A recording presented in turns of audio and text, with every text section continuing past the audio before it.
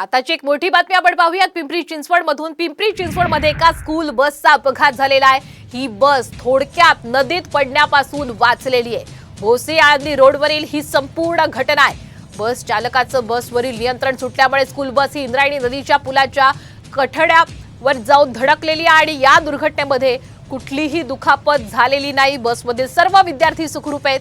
अपघात झाला त्यावेळेस या स्कूल बसमध्ये जवळपास 70 विद्यार्थी हे प्रवास करत होते। आपण ही पाहतोय अत्यंत गंभीर अशी ही घटना आहे पिंपरी चिंचवडमधून। अधिकचा अपडेट घेऊयात आमचे प्रतिनिधी गोपाळ बोटघरे यांच्याकडनं। गोपाळ, हा अपघात नेमका कसा घडला आणि सध्या विद्यार्थी कसे आहेत, सुरक्षित आहेत का, काय अपडेट देणार?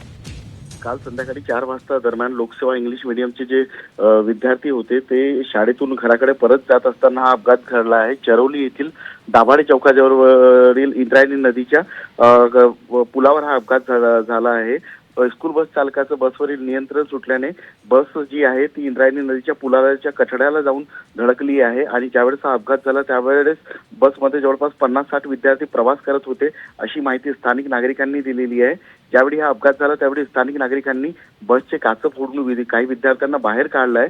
सध्या तरी या अपघातामध्ये सगळे विद्यार्थी हे सुखरूप आहेत।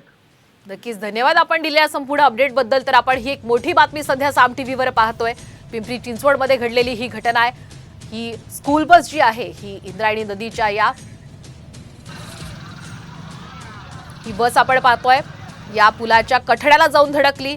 काच फोडून अक्षरशः विद्यार्थ्यांना बाहेर काढण्यात आलं। सर्व 70 शाळकरी विद्यार्थी सुरक्षित असल्याचं सुद्धा कळतंय।